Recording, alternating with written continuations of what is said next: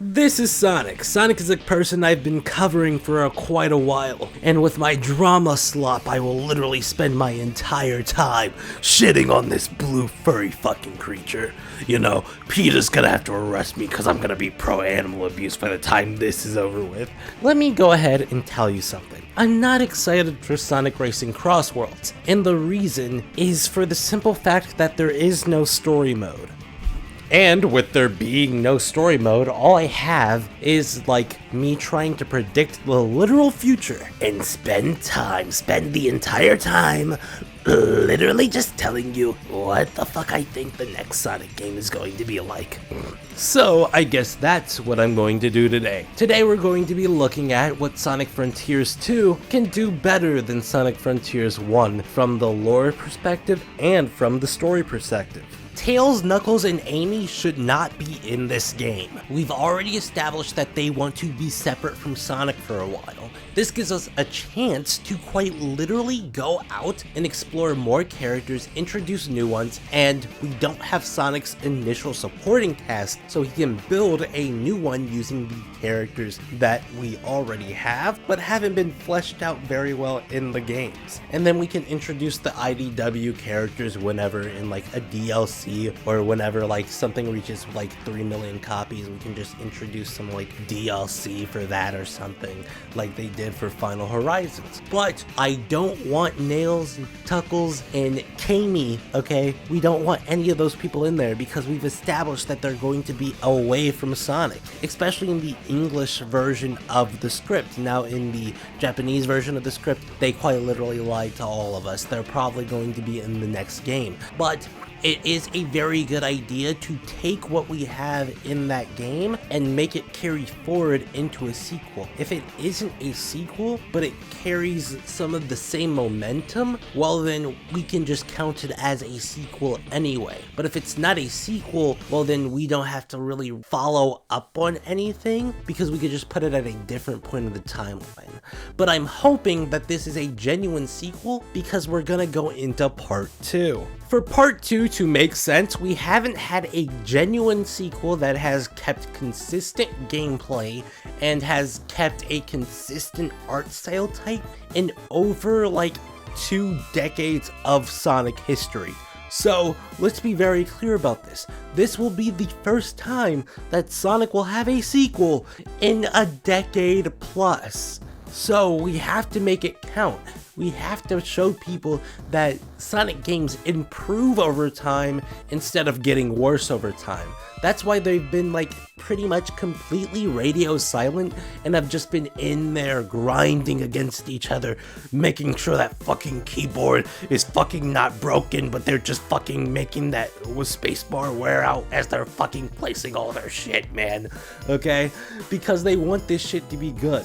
But with that being said, let's look at a sequel such as Sonic Adventure and Sonic Adventure 2, and let me explain to you what the similarities are in the themes or the general attributes or what the themes and subtext are about. So that's what part 2 is. I'm sorry I had to explain that. When talking about the changes from Sonic Adventure 1 to Sonic Adventure 2, pretty much everything in Sonic Adventure 1 is more expansive than Sonic Adventure 2. And in fact, I would say that a Sonic Frontiers 2 would be a slimmed down but more advanced version of what Sonic Frontiers 1 can provide. So what I'm thinking is instead of like many big islands, we're only going to have one, and then instead of like having multiple playable characters, we're gonna have like maybe 2 main characters that you switch between, because Sonic Team is not known for their expansiveness. They have never been able to expand properly, and whenever they do expand, they're always in over their head and they always mess it up. So you never want Sonic Team to spend time trying to expand their horizons.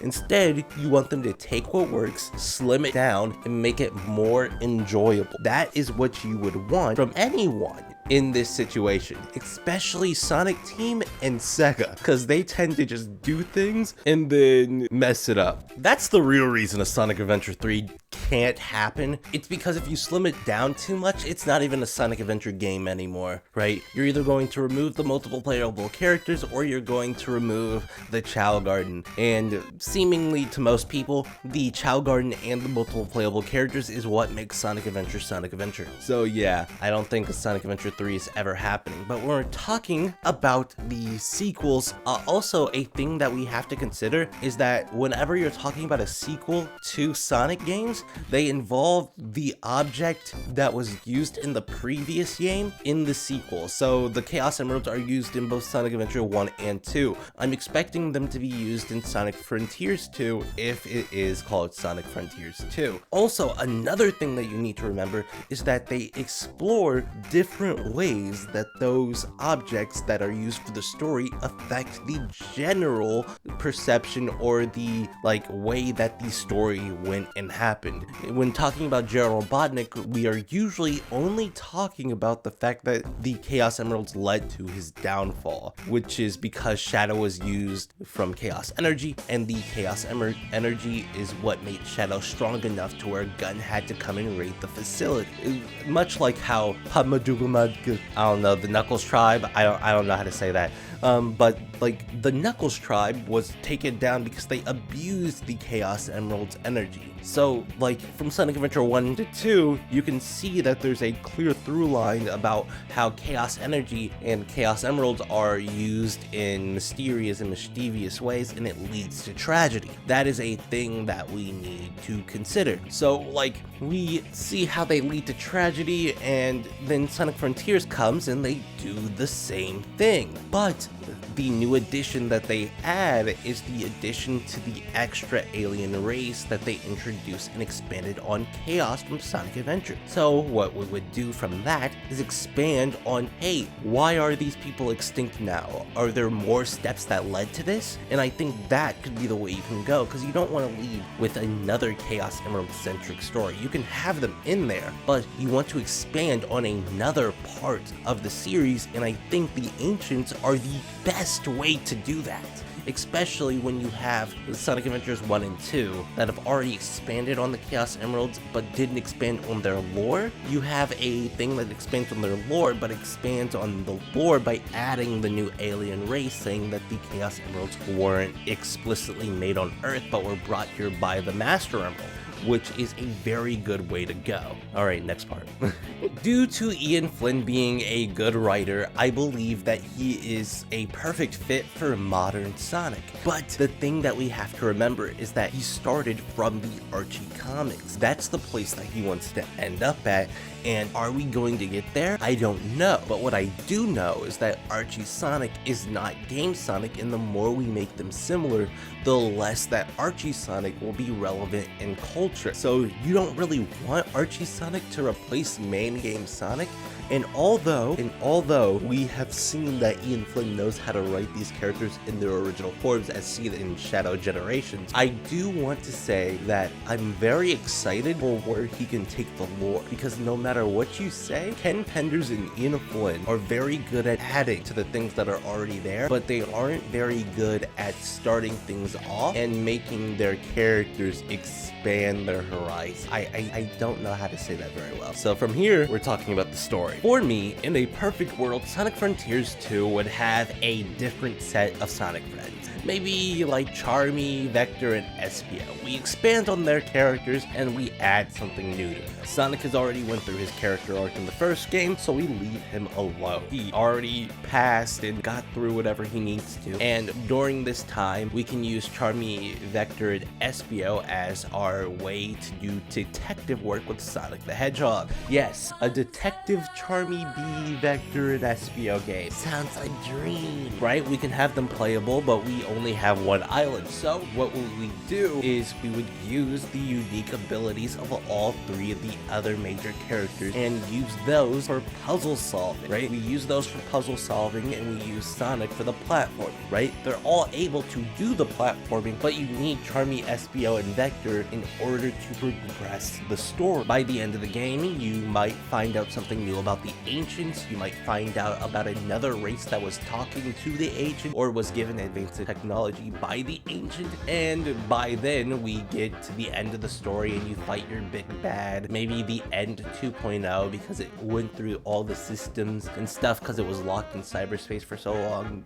Maybe if it's actually all powerful and not just a weak baby bitch who claimed to be all powerful, maybe it corrupted some of the systems. Like, there are so many places you can go with this, and this is just one of the many things you do. Now, don't get your hopes up, it's fucking Sonic the Hedgehog, and Sonic Team is very, very, very dead set on making sure that Knuckles, Amy, and Sonic stay together in their little team. But like, we need a bit of a differential and a bit of a change in order to make this game feel fresh, because the last thing that we want is Sonic walking into a situation and it just feels like a rehash of Sonic Frontiers 1. That is not going to help us at all. The point of using different characters instead of Amy, Tails, and Knuckles is the immediate fact that every single Sonic character interacts with Sonic in a different but unique way that gives the story a different layer. If you put Shadow in a story, you know that there's something deep happening, and if there's nothing deep happening, you've written a bad story with Shadow in it. When you put Knuckles, Amy, and Tails, you expect your standard Sonic. So if we put like Silver Blaze and Cream in a story, you know that's going to be a bit more unique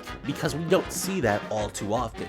And then we also have pairings like the Charmy brothers and Team Chaotix or whatever, and we have that unique thing right there. I want something unique from this Sonic story. I don't want the same old shit. And we can just add like those characters on top, but then you get into a thing where Ian Flynn isn't great at writing multiple characters at the same time, okay? Like, if you put more than 3 characters in a scene and you have to look at any of them, he will mess up at least like 2 of their personalities in the moment, and then they'll go back together. You'll see it if you're like genuine Sonic fan, but if you go back and play Sonic Frontiers 1, you will see that the characters when in group settings are not consistent to when they are in non-group settings, if that makes any sense. Hopefully you're picking up what I'm putting down, because this is the end of the video. And I want to explain one more thing. Sonic needs to evolve completely. Okay, there's not a single part of the Sonic franchise that doesn't need a update in any suitable way, right? I like very lighthearted stories when it comes to Sonic. Sonic's way too fast for him to ever be truly serious, right? Shadow is cool because he has other things on top of his super speed, but whenever I see fucking just Sonic and he isn't using any like super special powers, that shows that the stakes are a bit higher and that he needs to use more drastic moves in order to win and save the day. I usually want stuff like that to be more of a comedy focused kind of thing, right? Because he's not really taking it seriously. Where's the Sonic Wind at? Where's the bounce brace? If he doesn't need those, it doesn't need to be a serious story, you know? Hopefully this entire video has given you a perspective on what Sonic Frontiers 2 or whatever the next Sonic game should be, because if it's not something like that, we're gonna have a bad time, because this would just prove that Sonic Team and Sega aren't actually ever going to learn any lessons whatsoever, and what's going to happen is that they're going to spend time just lollygagging and fucking around, and they're just going to mess up Sonic over and over again, causing him to lose more and more popularity till the franchise eventually die. And even if my ideas aren't perfect, they seem to be better than what Sonic Team is doing right now, and Ian Flynn is doing an okay job, but the game designers and Kishimoto need to give him something to work with there. Otherwise, he's just going to flounder and eventually he's going to fall off. Okay, I'll see you guys later. Have a great day, and I'll see you guys next week.